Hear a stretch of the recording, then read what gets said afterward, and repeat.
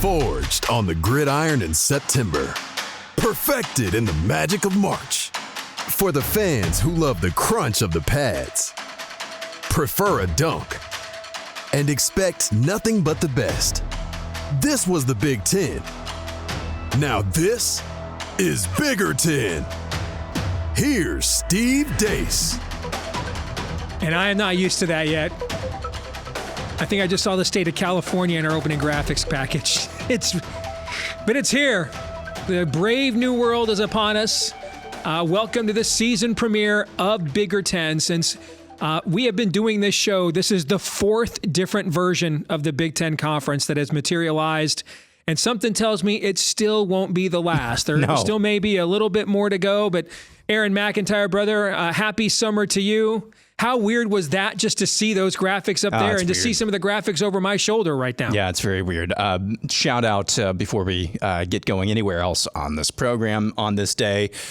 Go Blue 982, Caleb at Go Blue 982. He designed, kind of took my ideal for the bubble kind of circular graphics with the state and then the state colors, took that and dialed it up to 11. So Caleb at Go Blue 982.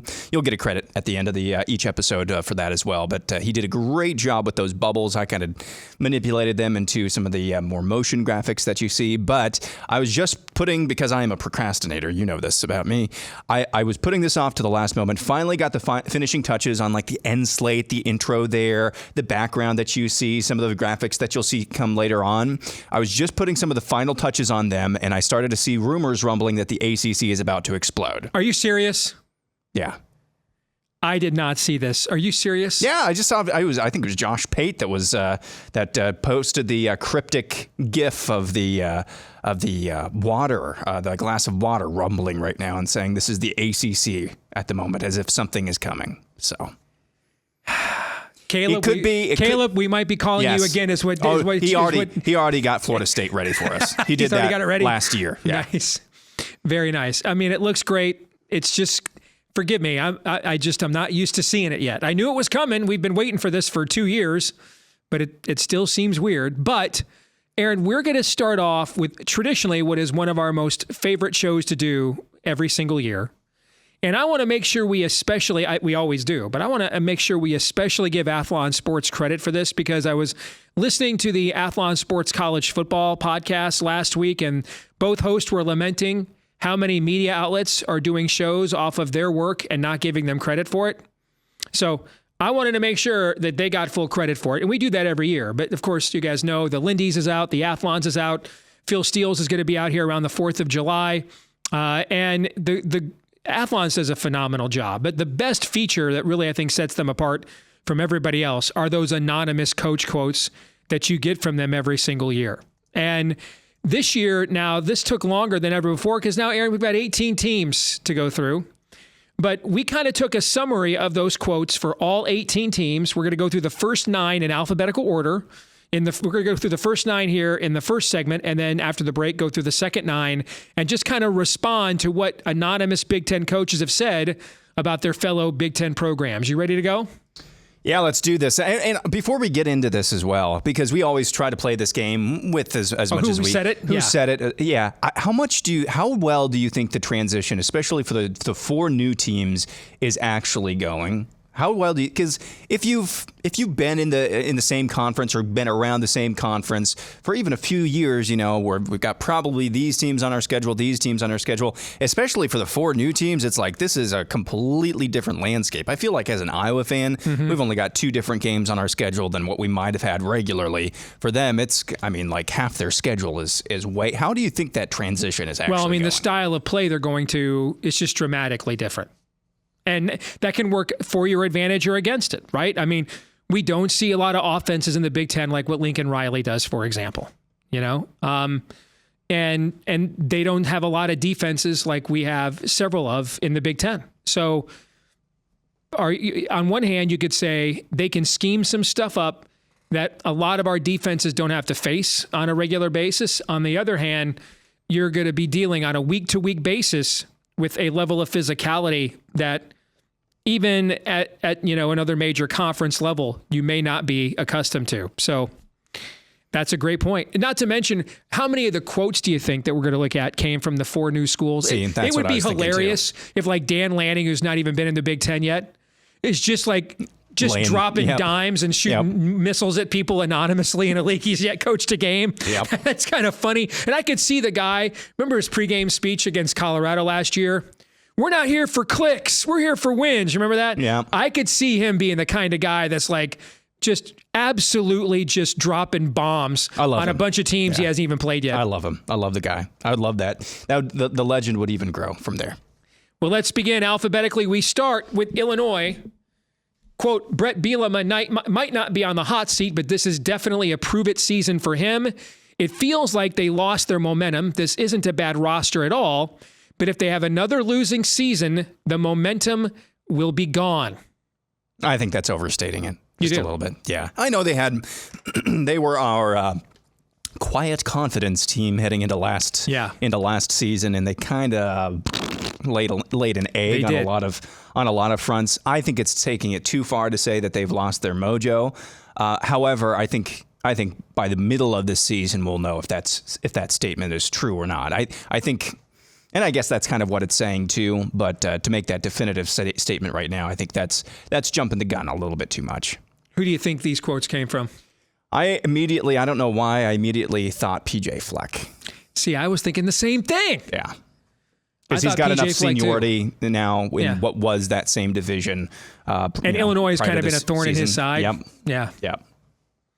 All right, let's go to team number 2, Indiana. Curt Cignetti is a really good hire that shows the school wants to be competitive and respectable in football.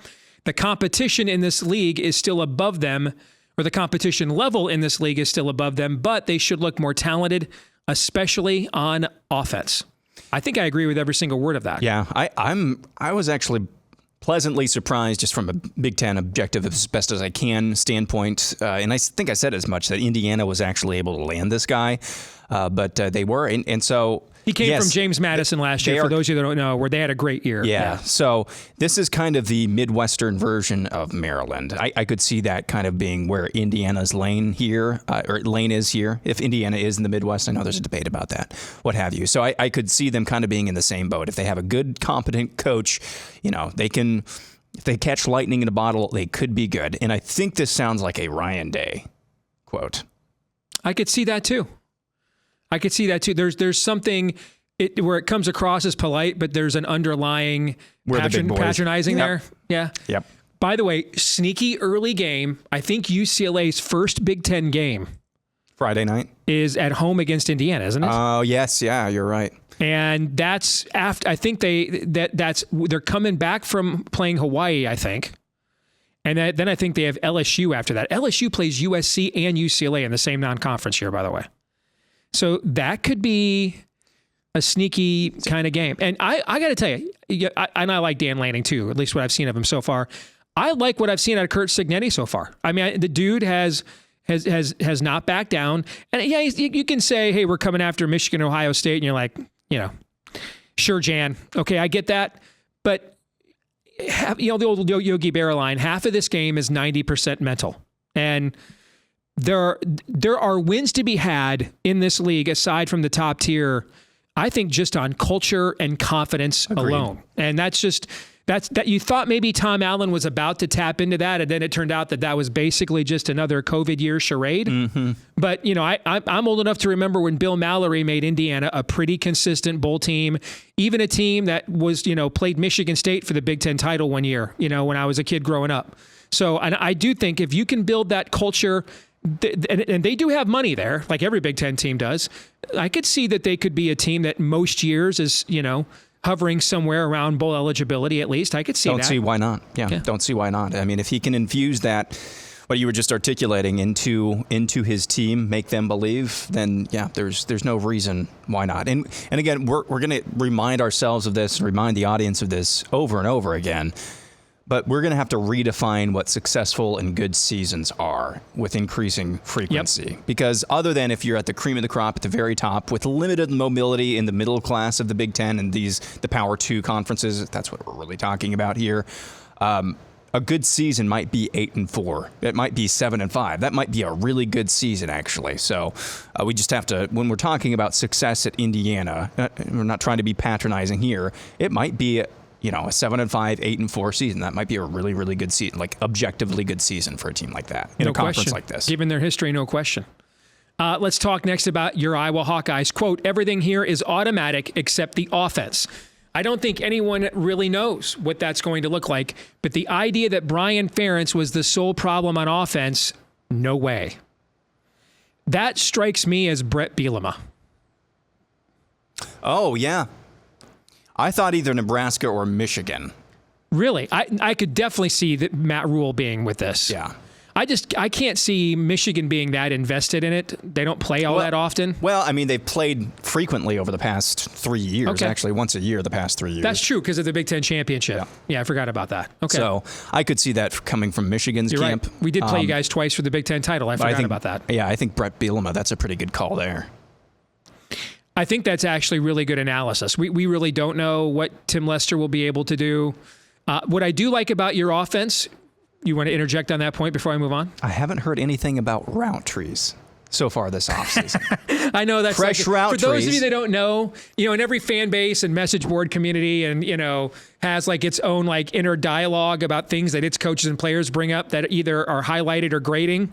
That if you're not part of that team, you're like, what is that a reference to? Within the Iowa fandom, the obsession over route trees, that's kind of you guys' thing, right? The new thing is misdirection and making the defense freeze for just a split second. That's the new thing. Here's what I like, though.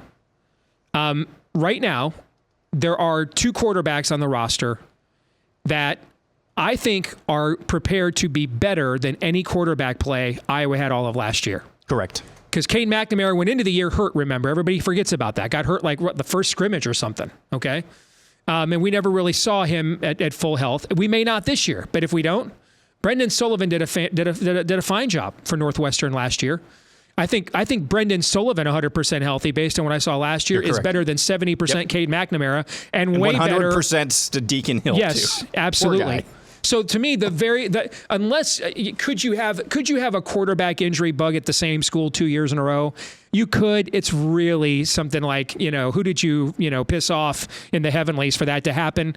At the very least, I think we can confidently say right now, whether it's Sullivan or McNamara, given what Iowa demands of its quarterbacks, and that's not meant to be patronized, and we'll get into this with Michigan throughout the offseason. I don't think the loss of J.J. McCarthy is as big as everybody thinks, not because I don't think J.J. McCarthy is a great player. I spent a small fortune to get a J.J. McCarthy autographed helmet for my kid, all right? It's just because we don't emphasize the quarterback position in our offense. Neither do you. Mm-hmm. And what you do need is someone who can complete a pass on 3rd and 6th and not, be a zero. And that's what Iowa had last year.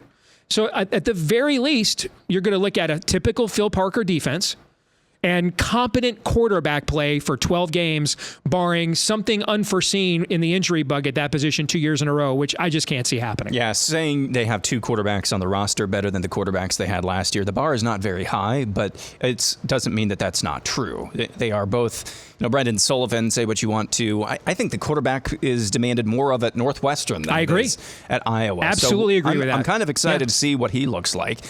This is always the buzzword, the buzz phrase for basically every single camp around the country, every single offseason around the country, every single school, unless your starting quarterback is like a legitimate Heisman, objectively Heisman contender. We're going to have a quarterback competition. We're going to have a quarterback competition. I actually believe that this year.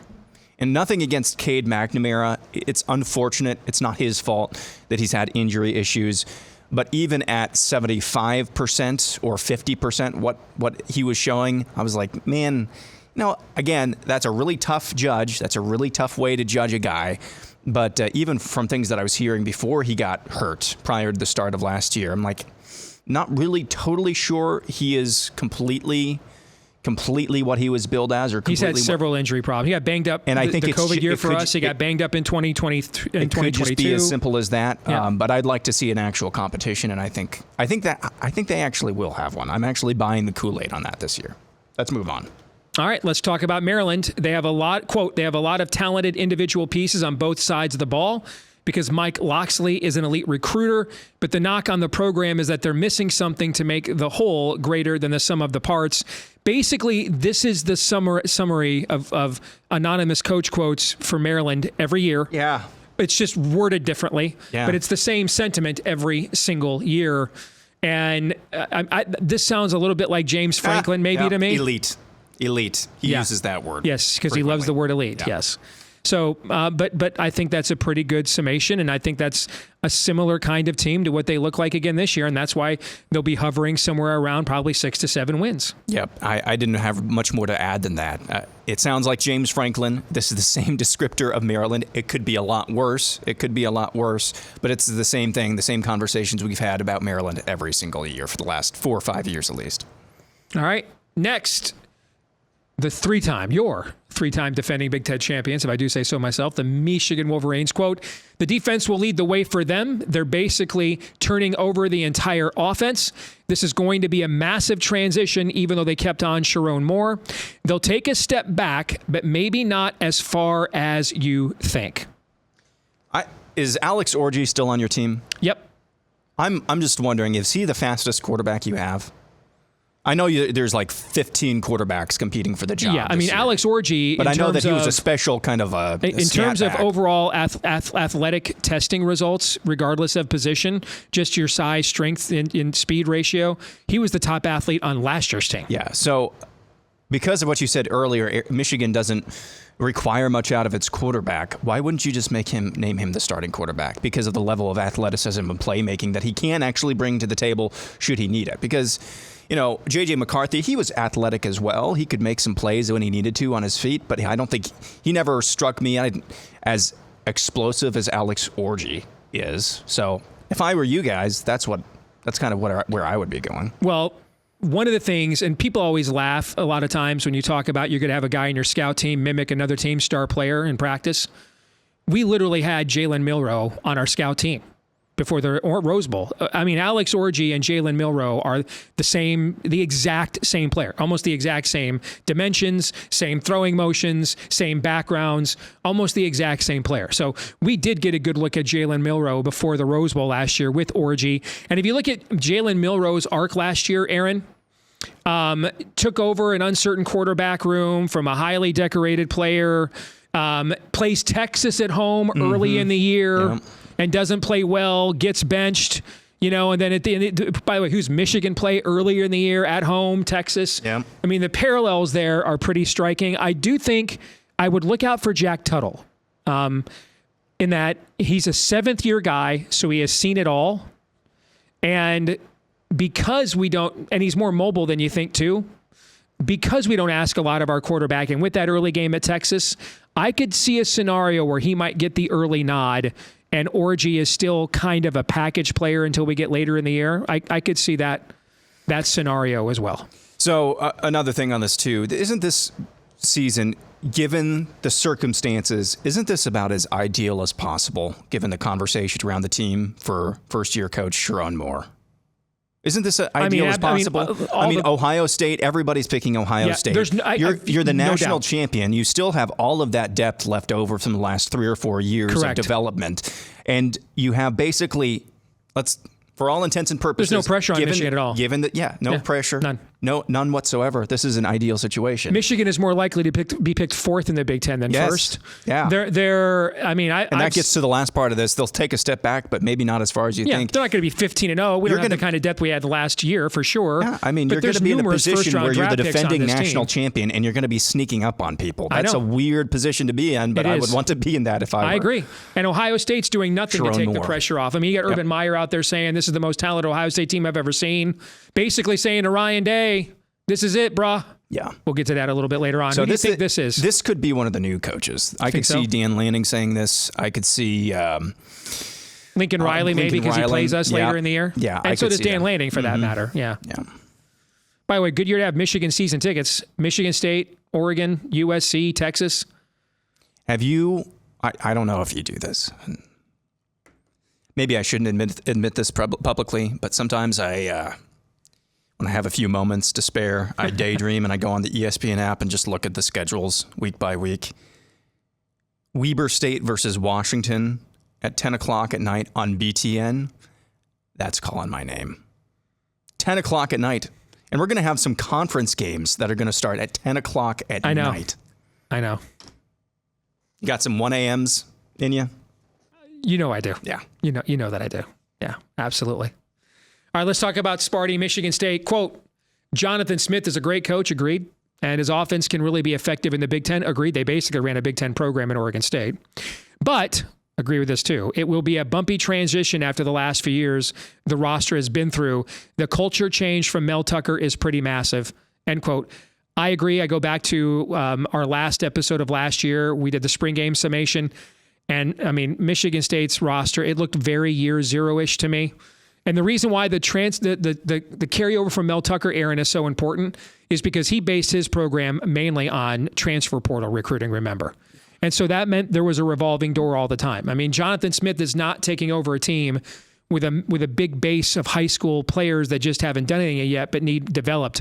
He needs a full recruiting cycle or two, I think, in order to get this to a roster that I think he can develop into one that becomes competitive within the Big Ten. But because of his success at Oregon State and the status of Michigan State's program, I think they'll be patient and give that to him, and he will ultimately be some form of successful there. I think it may just take an extra year or two than people are thinking.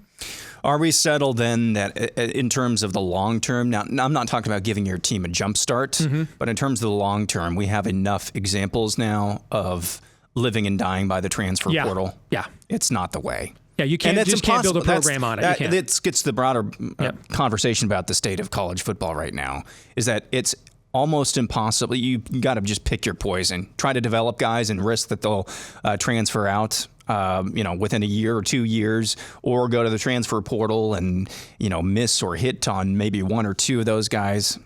But anyway, neither here nor there. Jonathan Smith, best possible scenario for Michigan State. As this quote says,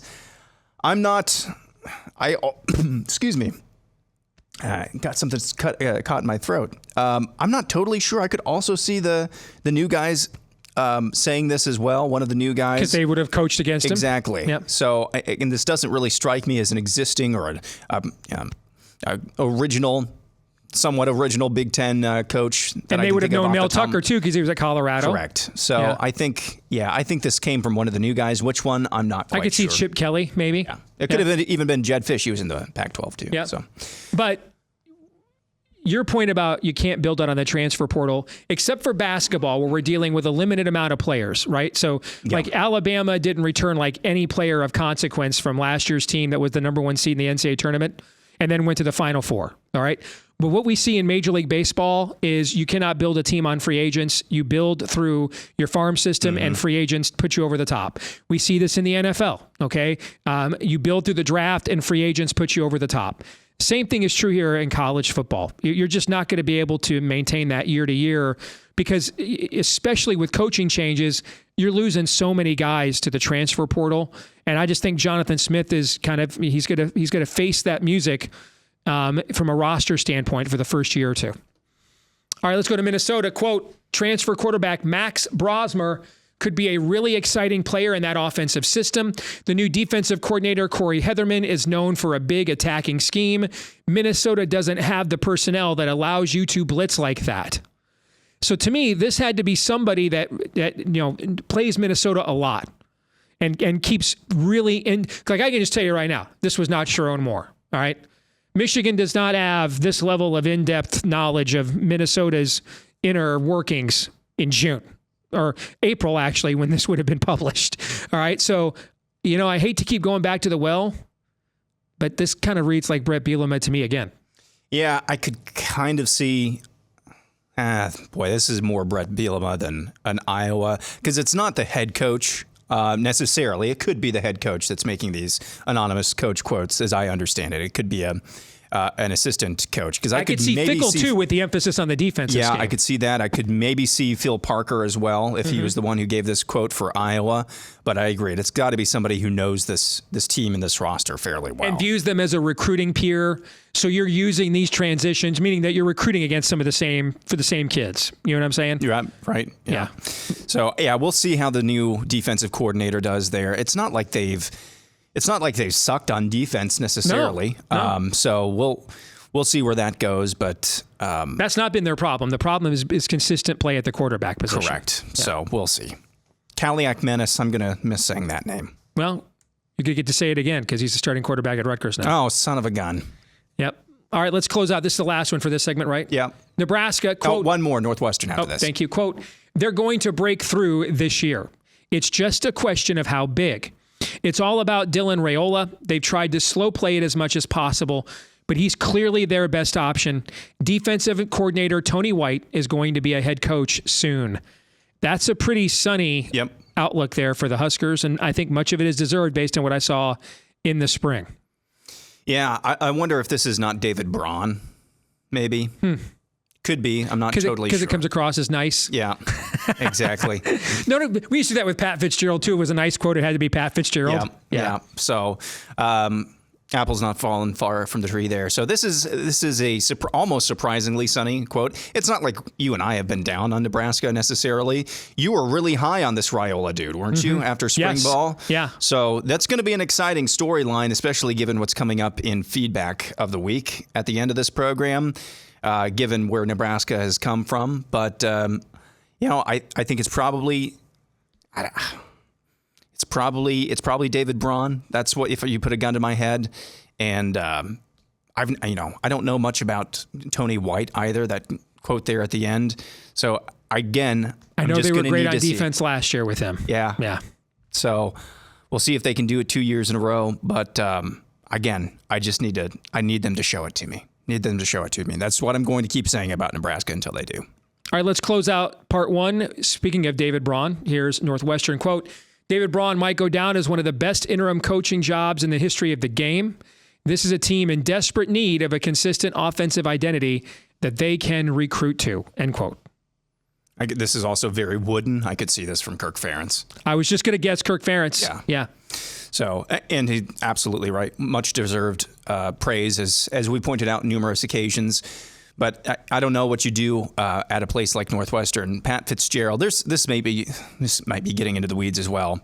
But Fitzgerald and both he and Kirk Ferentz have benefited past tense greatly from the old blocking rules. I think there is a direct correlation between the consistency, and Iowa was never an offensive juggernaut for the last 20 years. They just never have been. But they at least could... And they're not trying to be. And they're not trying to be, but they at least were somewhat competent at times. I think there's a direct correlation between getting rid of cut blocking and teams like Iowa and Northwestern being able to be consistent on offense. And again, that's getting into the weeds, and that's been kind of an excuse that I've heard, quite frankly, from Kirk Ferentz. I'm starting to maybe believe that as well, because you've seen some of the offensive issues at Northwestern crop up kind of at the same pace that they have at Iowa, a place like Iowa anyway.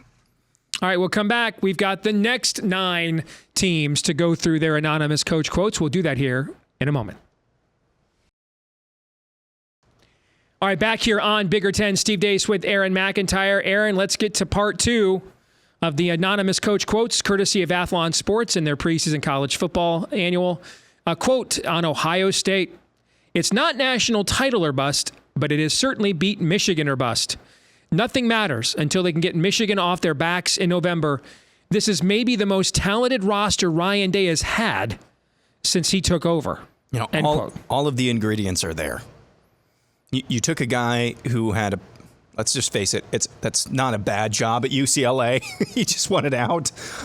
You took that guy. He's now your offensive coordinator. Great offensive pedigree.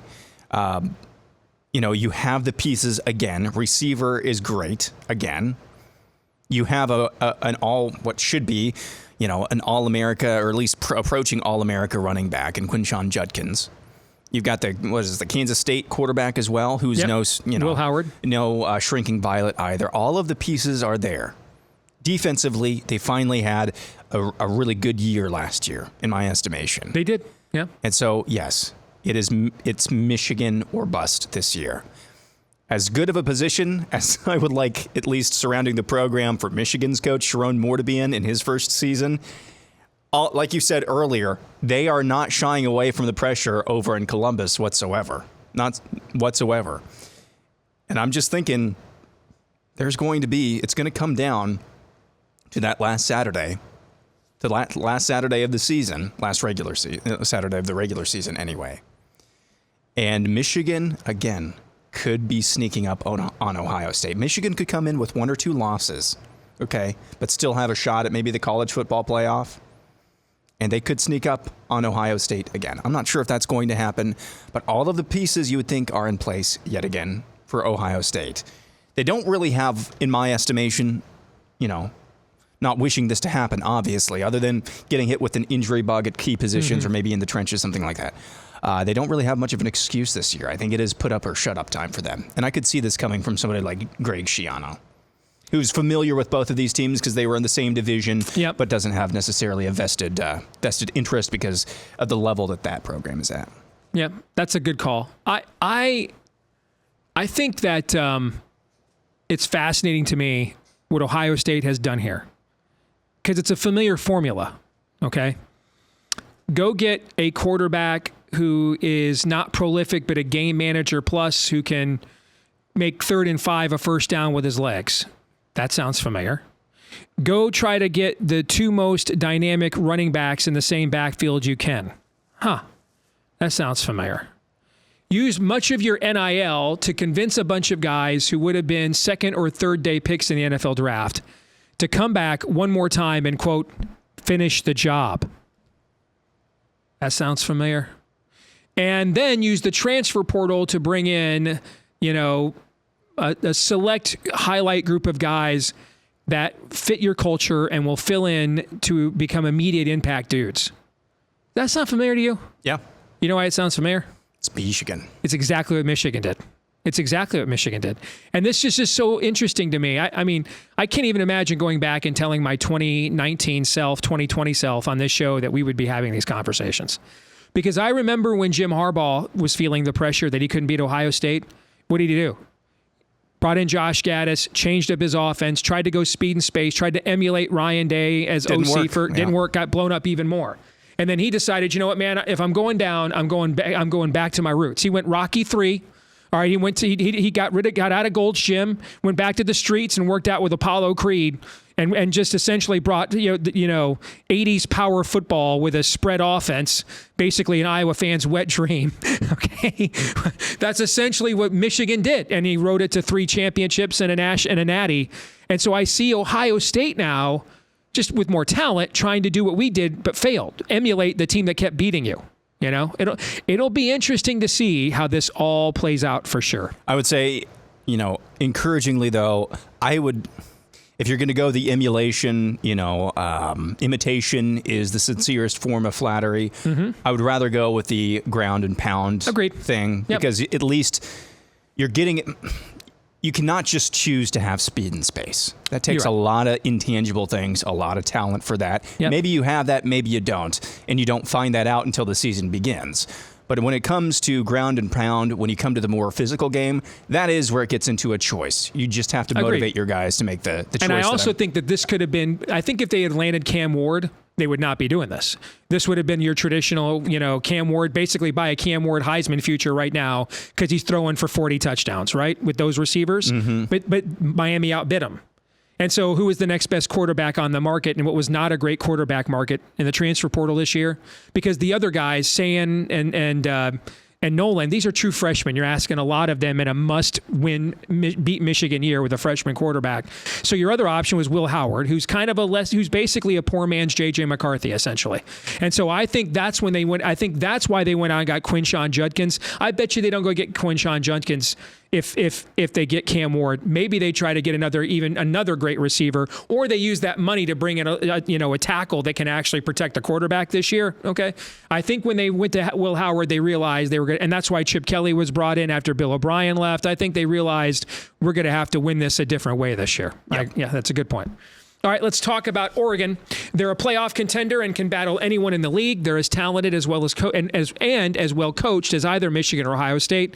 Of the 4 schools coming into the league from the Pac-12, this is the most complete and dangerous. I definitely think this is one of the former Pac-12 coaches.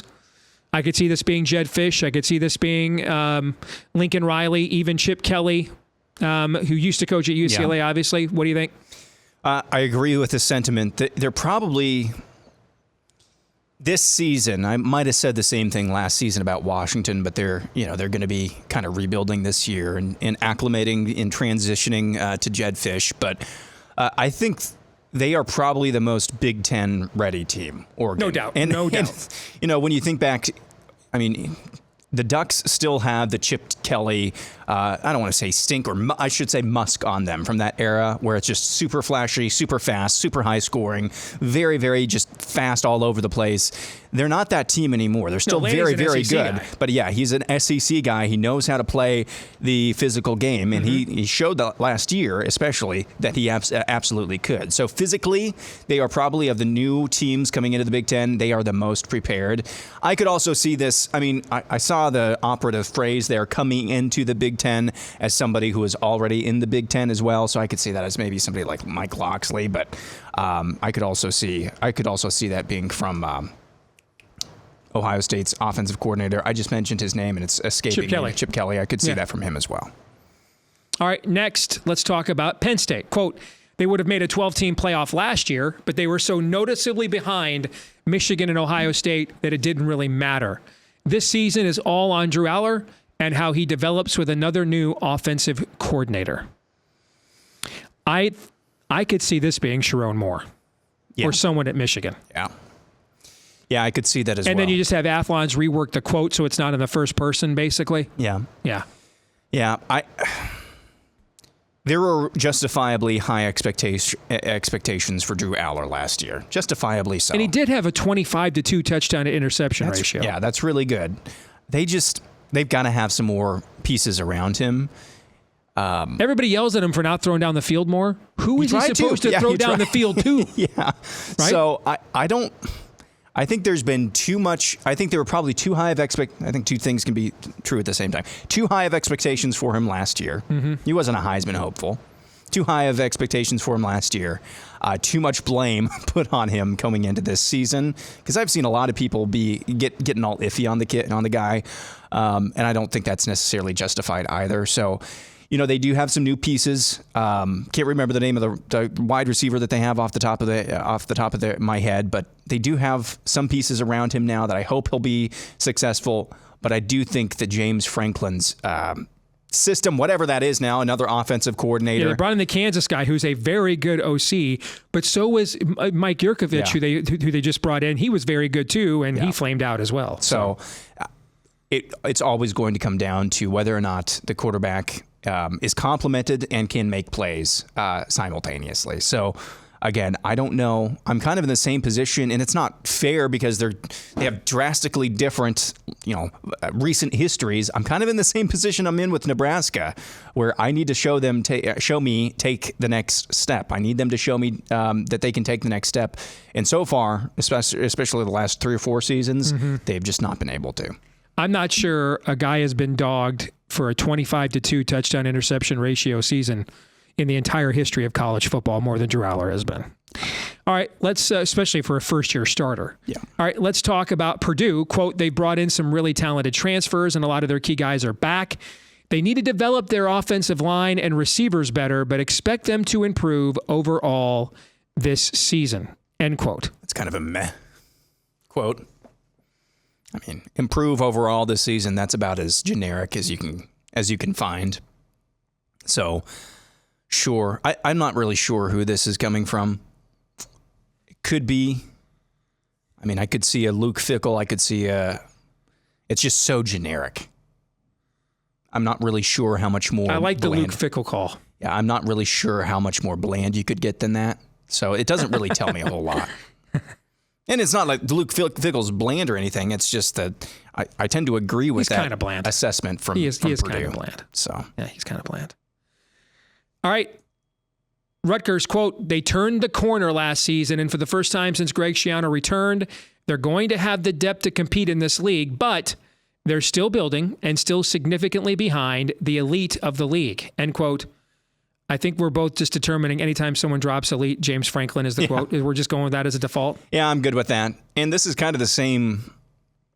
Similar thing to the other guy that we thought was James Franklin. Yeah, Maryland and Rutgers kind of have the same quotes every single year, or at least we're kind of expecting the same thing every single year. There's potential there.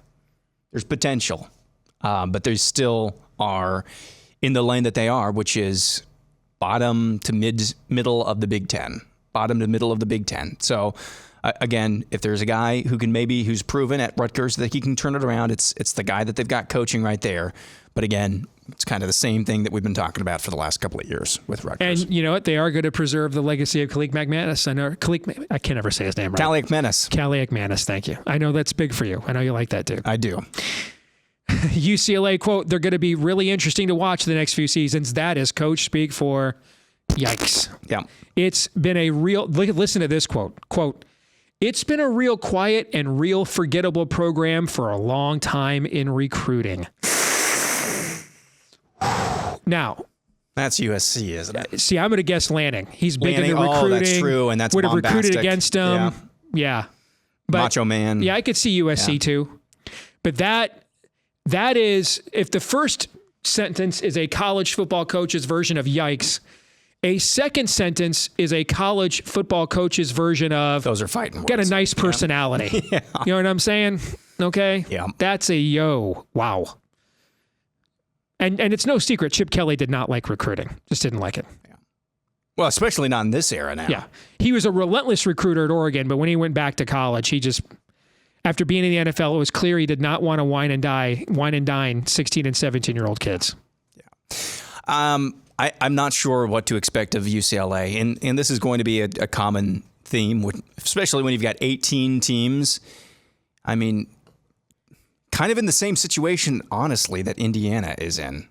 Where you were talking about Kirk Cignetti, where there's opportunities to have decent seasons just by culture and just by basically choosing to go the above and beyond to the best of your ability. There's going to be, although this is a program that has a lot more success historically than UCLA, but than Indiana, Indiana, yes, yeah. So there's that, but they are kind of in the same situation in that's in this why that moment. Early game is very interesting. So that's. You bring in a coach who has no experience even as a coordinator, but was one of your recent great players in Deshaun Foster.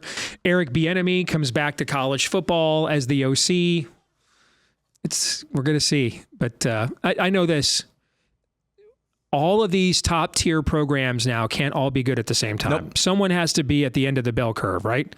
And if you're the rest of the league, you'd love for one of the teams in LA to be at the bottom of the bell curve because that just helps you recruit that area even more. Okay.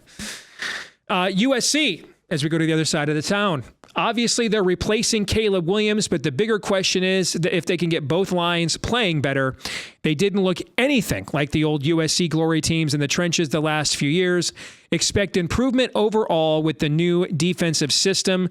What's the new defensive system? D'Anton Lynn was the defensive coordinator at UCLA, comes out of that Baltimore Ravens tree, did a fine job last year. USC hired him away from UCLA after UCLA beat them. And he's the new defensive coordinator at USC, so that's what that's a reference to. Yeah, if they don't improve on defense, I mean, does Lincoln Riley start to get a little bit of a warm seat? Because they had a few bugaboos last year, but that was the biggest one, just putrid defensively. At the very least, I think he's on the hot seat going into 25. Yeah. Yeah. So that seems crazy to say. It does. But I remember think when Oklahoma fans got mocked for saying that they're going to be better without him? They're not better without him, but they might end up being better than USC, if you know what I'm saying. Like both programs may have suffered here, but yeah. The Huskies, national runners-up last year, quote, obviously they're going to be a completely different program entering the Big Ten in every way you can imagine. Nothing about last season is going to carry over. They'll probably take it on the chin this year because of their schedule, but Jed Fish knows how to build a long-term recruiting plan. Also sounds like Dan Lanning. It does a little bit. I also thought this could be maybe someone at Michigan because Jed's got extensive Michigan ties too. Sure. And you would obviously know Washington's personnel very well, having played them in the final game of the college football season. Yeah. But I could see this being Dan Lanning too. Yeah. Yeah, I've said this a couple of times. Jed Fish, impossible not to like when you hear him talk. Yep. And in interviews and things like that. It is going to be a difficult season for Washington because you just don't replace somebody like Michael Penix overnight. And so I do think that they still have a very bright future, even in the new conference. But it's going to be a difficult, I think, first year for them. And finally, the Badgers are it, right? Yep. Quote, I think there is extra pressure here in year 2 because they didn't score points last season and they got away from an identity that worked so well in this league. They need to put up points to get everyone on board with their new identity. It's that simple, end quote. That could also be a really sarcastic Ferentz quote. I could see that being PJ Fleck too. Yeah. Yeah, that's a big rivalry as well, but yeah. And I think that's absolutely accurate because the defense wasn't as good last year either. But, we talked about this last summer, that with this new offensive system, that defense is going to be on the field more, especially if it's a slow transition. And so there are more 3-and-outs. You're taking less time. Even with the new clock rules, you're still taking less time off of the clock. You're not playing that complementary football anymore. That if the offense cannot make it work, I saw this with Rich Rod. I even made that comparison, remember, that watching that first spring game at Wisconsin in the snow, watching them try to complete these passes reminded me of Rich Rod's first spring at Michigan trying to run that spread option with pro-style quarterbacks in a driving rain at Ann Arbor Saline High School. And I'm like, oh no. Okay. And it was, oh no, pretty much by Wisconsin standards last year. I think that is not an overly exaggerated assessment at all. Yeah, because they were sold putting up points. Yeah. That's what had to evolve, had to update. Yeah. And we'll be able to make maybe more of a definitive statement at the end of this season that this was the right decision. But again, just looking at this from an Iowa fan too, don't be super, super eager to move on. And you have reminded me of that at points as well, is that if you've got something that at least works, if you've got a staff in there that has a track record of consistency and consistently being good at something, which is in Iowa's cases, defense and special teams, don't be in a huge hurry to move on with the entire outfit just because of one lagging leg. Wisconsin might be another cautionary tale of that. All right, we'll come back, and we've got some Twitter poll results and our feedback of the week next when we do. This week's Twitter poll results, we asked you, will Caitlyn Clark still be playing in the WNBA 3 years from now? 71% of you said yes. 29% of you said no. Aaron, your thoughts on those results? It should be flipped at the very least. She's not going to be playing, I don't think, in the WNBA 3 years from now. The conversations that we had about Caitlyn Clark going to the WNBA and the kind of the brutally honest things that we said and our concerns about them, they've all been realized. Yep. And it's been, a month? I know. Like a month it's into only this? been a month. I know. So it should be flipped if anybody's honest about this. And there are a lot of Iowa media. We're close to this because we live in Iowa. Mm-hmm. I'm even closer to this because I'm an Iowa fan. There are a lot of media, Hawkeye media in this state who are doing the humana act with why this is going the way. Acting like they don't know why this is all happening. They are aghast that it's happening, but they're doing the humana on why it's actually happening. You see Cheryl Swoops just made a clown out of herself yesterday. I didn't see that. Again. Yeah. I mean, it's just, wow. Let's get to our feedback of the week.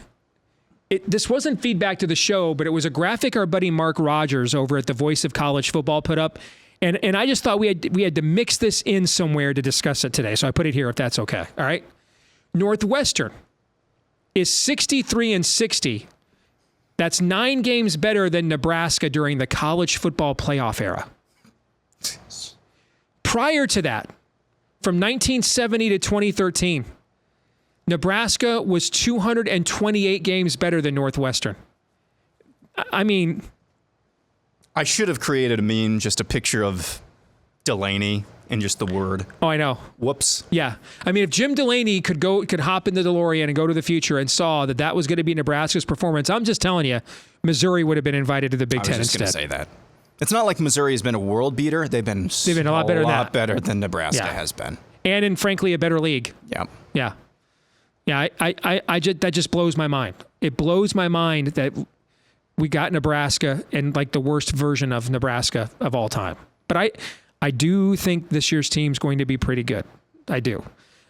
The only reason I'm not like all in on their over is because, man, they still lost like 5. one-possession games last year under Matt Rule in year one. Yeah. So it's like it's still not totally out of the system. Yeah, like I want to do that whole Matt Rule year 2 thing that he's done everywhere else, you know. But I saw last year they still don't have the one possession. We yacked it again.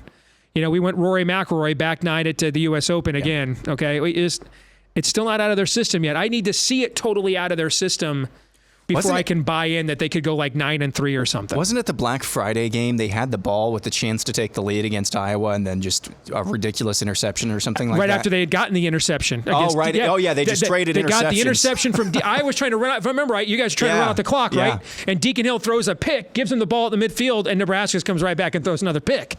Yeah. Yeah. We saw that a lot in the last few years. It would have been one thing if Rule's team was just overwhelmed this first year. I'd actually be, I know this is dumb. It's going to sound dumb, probably because it is. But if there were several games last year where it would happen against them like what happened against us, they just got outclassed, I'd actually be more confident in the year 2 turnaround. What creeps me out, Aaron, and gives me pause is year 1 of Matt Rule looked a lot like 5 years of Scott Frost, okay? And that just goes to show that he hasn't rooted it out of the program yet. Doesn't mean it's not gone now.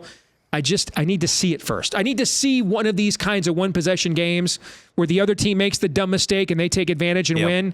I need to see that happen first. Yeah. I don't know how you flush that out of your system. You would have thought they would have done that like twice or 3 times over by now, but apparently that is not the case. But I'm with you. I think this season is going to be exciting finally for Nebraska fans. Even if you just make it to a bowl game, that'll be progress.